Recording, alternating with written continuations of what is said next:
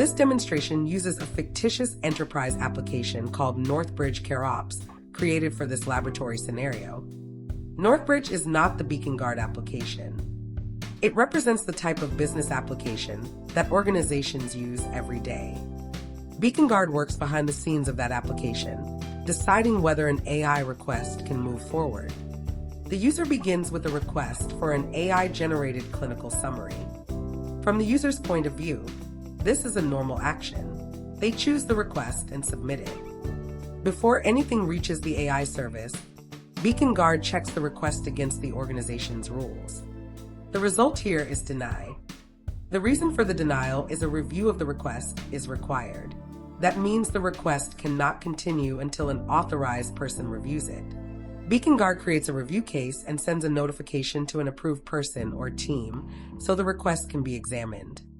When the reviewer logs into BeaconGuard, they can see who made the request, the environment it came from, the rule that was triggered, and why approval is required. This is not a general exception that turns off policy. It is a review of one specific request and its context.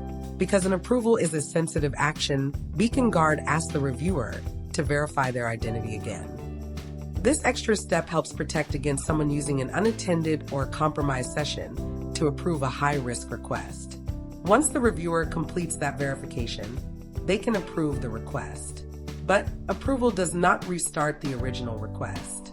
Instead, BeaconGuard creates a one-time authorization that Northbridge can use with a new request. That distinction matters. The application stays in control of its own workflow.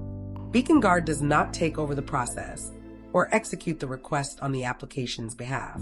The authorization is limited to the requester, environment, policy, and request context that were reviewed. It also has an expiration time and can only be used once. BeaconGuard records the review and authorization process so security and operations teams can see what happened. Sensitive request content is not copied into notifications. Only safe event information is shown. Now control returns back to the organization. The organization takes the approved authorization and prepares a new submission.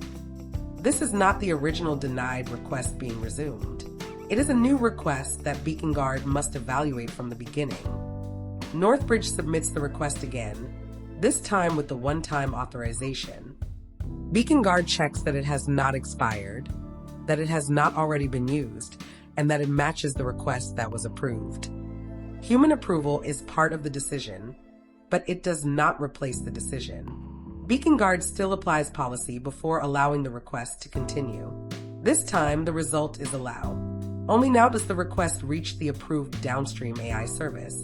The user's workflow continues, but only after BeaconGuard has confirmed that the request meets the required conditions. As soon as the authorization is used successfully, BeaconGuard marks it as consumed. The review remains approved, but the authorization can no longer be used again. To demonstrate that protection, Northbridge submits another request using the same authorization. BeaconGuard checks its current state and returns deny. The reason is the review authorization code for the request has already been consumed.